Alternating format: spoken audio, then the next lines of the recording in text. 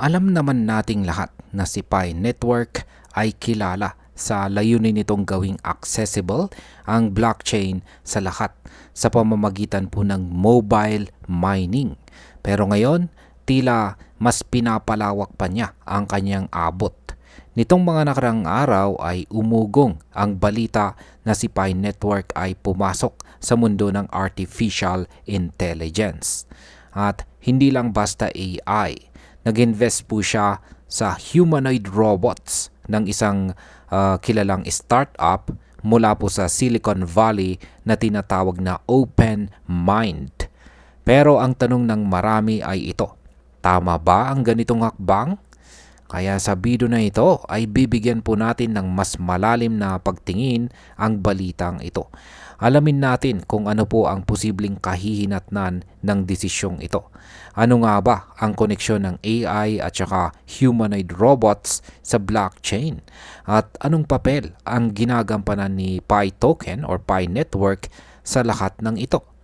Kaya yan po ang ilan lamang sa mga katanungan na siyang ating pag-uusapan sa video na ito. Pero bago po tayo magpatuloy ay pakibasa na lamang po muna ang disclaimer dito po sa ibaba ng ating screen. Yan, simulan po natin sa kung ano po ang ginawa ni Pi Network at bakit po ito importante. Ang Pi Network Ventures ay pumasok po sa isang $20 million na fundraising round para suportahan ang OpenMind. Isa itong AI robotics startup na nakatutok sa paggawa ng decentralized system para sa mga intelligent machines. Ibig sabihin, hindi lang basta AI software ang target nila, kundi mga humanoid robots na kayang makipag-cooperate sa isa't isa gamit ang blockchain.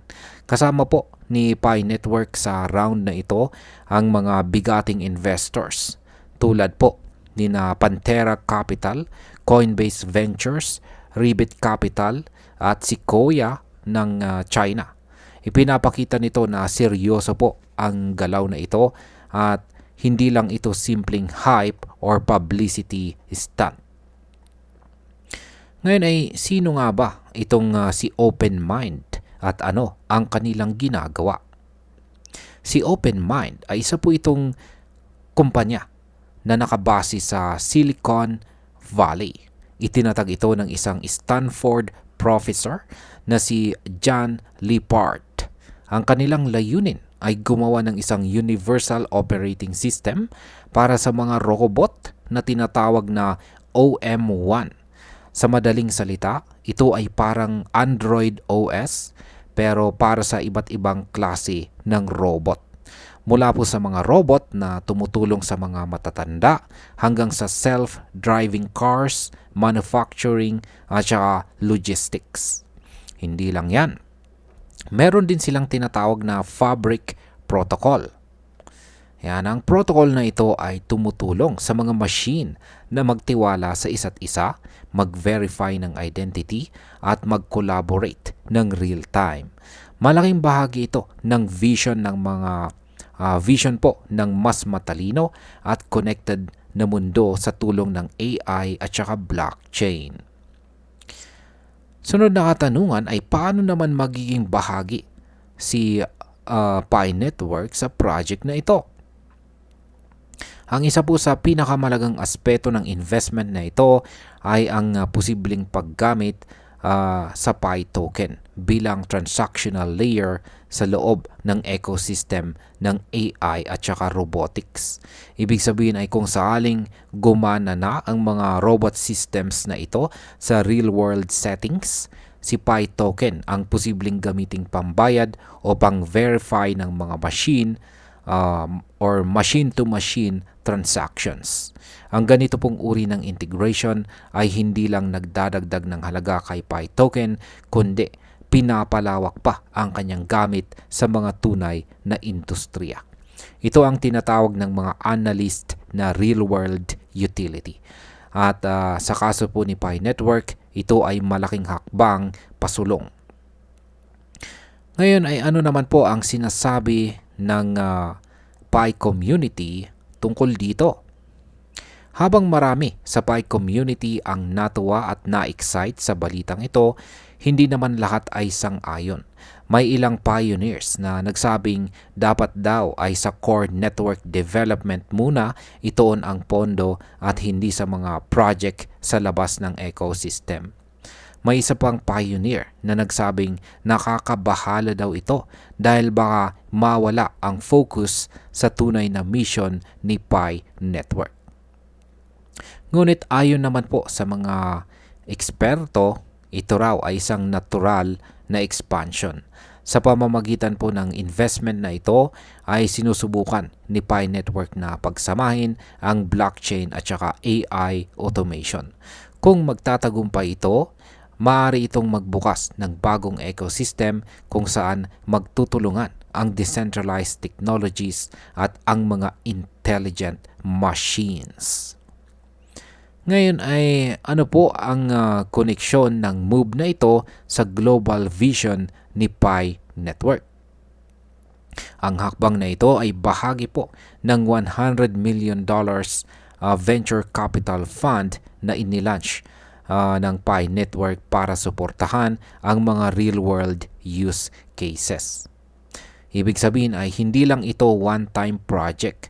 Plano po talaga ng Pi Network na maging active player sa mga susunod na wave ng innovation sa mundo ng AI, robotics at saka blockchain. Isa itong indikasyon na si Pi Network ay gustong maging tulay sa pagitan po ng decentralized finance at ng mga advanced na technology sa automation. Sa panahon ngayon na mabilis po ang pag-develop ng AI, isang matalinong hakbang ang pagiging unang sumusuporta sa ganitong klaseng project. At bilang panguling katanungan ay may bago bang update si Pi Network sa security? Bukod po sa investment news ay may isa pang mahalagang update mula po sa PiCore team.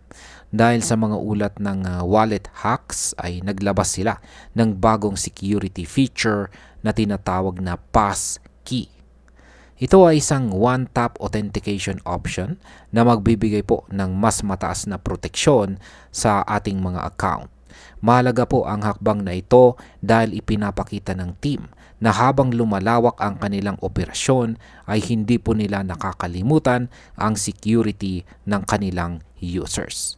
Mula po sa Binance rumors hanggang sa bagong authentication system, mukhang seryoso po ang team sa pag-level up ng buong ecosystem. At ayan, para po sa atin bilang mga Pinoy crypto enthusiast ay magandang balita po ito sa kabuuan. Ipinapakita ng Pi Network na hindi lamang po sila isang project na nakapokus sa sarili.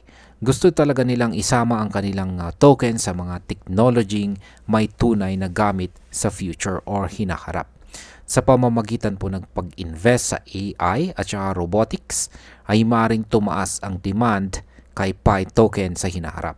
Kung totoo ngang magiging bahagi si Pi sa transactional system ng mga intelligent machines, ay malaking potensyal po ito para sa presyo ng token. Habang mas dumadami ang application ni Pi token, ay mas lumalalim ang kanyang economic value. Para sa mga maagang pioneer tulad natin, posibleng ito na ang simula ng mas malawak na adoption. At bilang panghuli, para sa akin ay matalino ang galaw na ito ni Pi Network. Oo, may mga risk. Oo, may mga agam-agam, pero tandaan natin na ang tunay na innovation ay hindi laging komportable. Ang pagsuporta po sa open mind ay hindi lang basta investment. Isa po itong pahayag na si Pi Network ay handang sumabay sa takbo ng global tech landscape. Kung magtatagumpay ito ay maaari nating masaksihan ang pagsasama ng decentralized technology at AI sa paraang hindi pa natin nararanasan noon. Kaya habang maaga pa, dapat nating bantayan ang developments ng partnership na ito. Dahil baka hindi lang robots ang mabuhay dito. Baka pati si Pi token ay muling sumigla at magparamdam ng bagong lakas. At ayan, hanggang dito na lamang po tayo sa video na ito mga ka-crypto. Marami pong salamat sa panonood. Ingat po tayo lagi at God bless po sa ating lahat.